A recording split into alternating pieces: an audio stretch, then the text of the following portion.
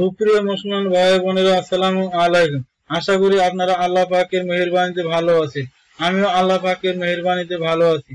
সুপ্রিয় মুসলমান ভাই বোনেরা, আপনারা আমার চ্যানেলটি সাবস্ক্রাইব করতে পারেন ইসলামিক ভিডিও পাওয়ার জন্য। এখনকার আলোচনার বিষয় হচ্ছে স্বামী তার স্ত্রীকে যৌন তৃপ্তি দিতে পারে না, এক্ষেত্রে স্ত্রীর করণীয় কি, সে সম্পর্কে বিস্তারিত আলোচনা করব। তাহলে চলুন আলোচনা শুরু করা যাক। প্রশ্ন: আমার স্বামীর সাথে আচরণের ক্ষেত্রে সমস্যায় ভুগছি। আমি জানি সে আমাকে আহ্বান করলে মানসিকভাবে প্রস্তুতি না থাকলেও তার কক্ষে যাওয়া আমার জন্য আবশ্যক। আরো জানি যে মিথ্যা বলা ন্যাক্কারজনক অপরাধ। তবে আমার স্বামীকে খুশি করা আমার কাছে সবচেয়ে বড় বিষয়।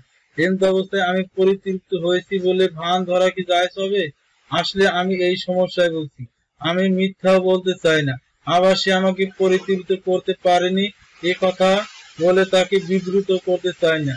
এভাবে পরিতৃপ্তির ভান ধরা থেকে বিরত হতে পারছি না, আবার সে বিব্রত বোধ করবে ভয়ে তাকে খোলাখুলি বলতে পারছি না। আশা করি আপনি আমাকে এ ব্যাপারে দিক নির্দেশনা দিবেন আর আপনার দোয়ায় আমাকে ভুলবেন না।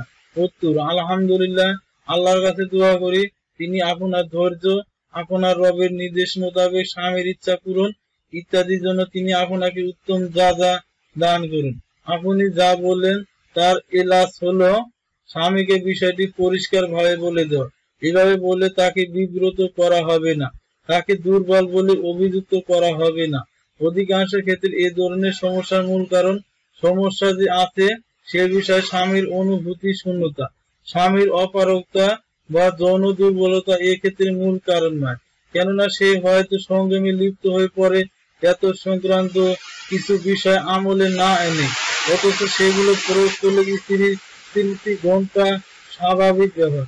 আপনাকে পরামর্শ দিচ্ছি স্বামী স্ত্রী সম্পর্কেও মিলন বিষয়ে কিছু সহায়ক বইয়ের আশ্রয় নিতে, যেমন মাহমুদ মেহেদি ইস্তান তুলফাতুল আরুফ নববধূর উপকরণ বইটি।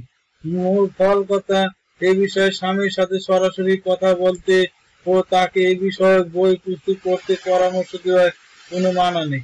যার এলাজ হয়তো একেবারে সহজ, সেই বিষয়ে কষ্ট যাতনা সহ্য করে যাওয়ার চাইতে সরাসরি বলে ফেলাই ভালো।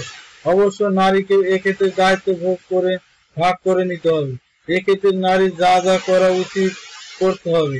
স্বামীর জন্য সাজগোজ করতে হবে, স্বামীকে আদর দিতে হবে, মিলনে তাকে উৎসাহী করে তুলতে হবে। আল্লাহর কাছে প্রার্থনা তিনি যেন মুসলমানদের অবস্থা ভালো করে দেন। আল্লাহ উত্তম জ্ঞানী। উত্তর দিয়েছেন মুফতি সাহেব মোহাম্মদ সালেহ আল মুনাজিদ।